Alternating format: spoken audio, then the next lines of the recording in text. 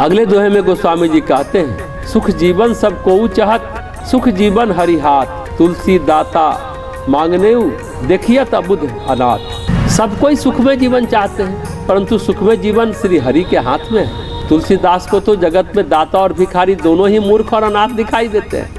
दाता इसलिए मूर्ख है कि वे दान के अभिमान से बंध जाते हैं, और भिखारी इसलिए मूर्ख है कि वे सर्वलोक महेश्वर सबके सुहृद अकारण कृपालु भगवान को छोड़कर नाशवान लोगों से नाशवान भोग मांगते हैं। अकबर की सभा में एक गंग कवि थे, भगवान के भक्त थे। कवि तो चारण होते हैं, चाटुकार होते हैं, राजा की प्रशंसा करते हैं, तो सभी कवि अकबर की प्रशंसा करते थे। पर गंग कवि कभी अकबर की प्रशंसा नहीं करते, और अकबर कभी नाराज भी उन पर नहीं होते थे। अकबर उन पर प्रसन्न रहते थे, क्योंकि अकबर गुणग्राही थे। एक बार दरबार के कवियों ने सोचा कि ये मजबूर होकर बादशाह की प्रशंसा करे। कविता में समस्या पूर्ति होती, मतलब पत्रिका में भी देखा होगा, एक लाइन लिख दिए, बाकी का 4 लाइन तुम सोच कर लिखो।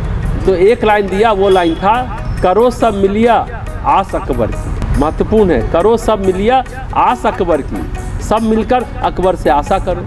अब कवियों ने गंग कवि से कहा, आगे की समस्या पूर्ति करनी है, काव्य प्रतिभा दर्शाओ। सभी लोगों ने सोचा अब क्या करेगा ये, अब आगे बोलेगा पंक्ति तो इसे अकबर का गुणगान करना ही पड़ेगा। फिर गंग ने कहा, जाको हरि सो कछु आस नहीं, सो सब मिली करो आस अकबर की। मतलब जिसको भगवान से आशा नहीं मूर्खो, वही अकबर से आशा करो। तो गंग कभी तब भी अकबर का गुणगान नहीं किए। तो तुलसीदास जी भी वही कहते हैं, देने वाला और मांगने वाला दोनों मूर्ख है। दाता हूँ यह अभिमान हो जाता है देने वाले को, और लेने वालों की मूर्खता है कि भगवान को छोड़कर किसी और से मांगता है, अविनाशी को छोड़कर नाशवान से नाश होने वाली चीजें मांगता है और भोग करना चाहता है। इससे बड़ा मूर्ख और कौन होगा। नाशवान दाता किसी का नाथ हो नहीं सकता हमेशा के लिए, इसलिए पाने वाला नाथ हो जाएगा।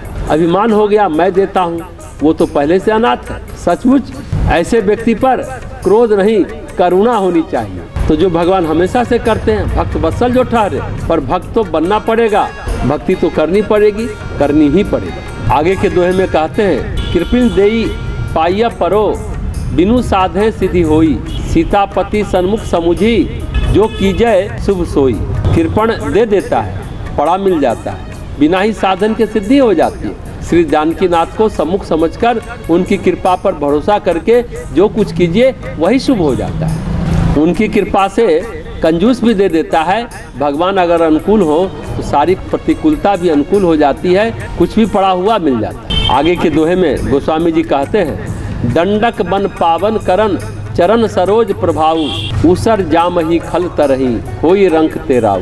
दंडक वन को पवित्र शाप मुक्त करने वाले भगवान के चरण कमलों के प्रभाव से उसर भूमि में भी अन्न उत्पन्न हो जाता है, दुष्ट तर जाते हैं, और रंक यानी दरिद्री भी राजा बन जाता है। प्रभु का प्रभाव ऐसा है, दंडक वन शापित था, वहाँ राक्षस रहते थे, उनके चरण कमलों के प्रभाव से भूमि उपजाऊ हो गई, बंजर भूमि में अन्न पैदा होने लगा। ये है भगवान की महिमा।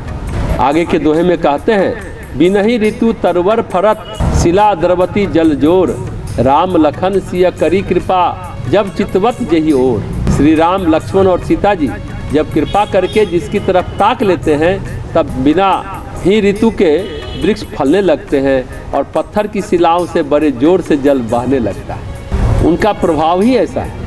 आगे के दोहे में गोस्वामी जी कहते हैं, शिला सुतिये भई गिरी तरे, मृतक जिये जग जान, राम अनुग्रह सगुन शुभ, सुलभ सकल कल्याण।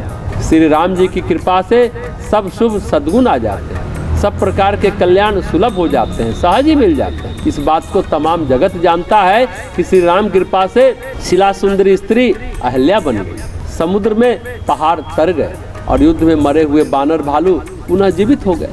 आगे कहते हैं, शिला साप मोचन चरण, सुमिरहु तुलसीदास, तजहु सोच संकट मिटही, पूजही मन की आस। गोस्वामी जी कहते हैं, शिला यानी अहल्या को साप से मुक्त करने वाले श्री राम जी के चरणों का स्मरण करो और सब चिंताओं का त्याग कर दो। इस प्रकार अनन्य श्री राम चिंतन से तुम्हारे सब संकट दूर हो जाएंगे और मनोकामना पूर्ण हो जाएगी।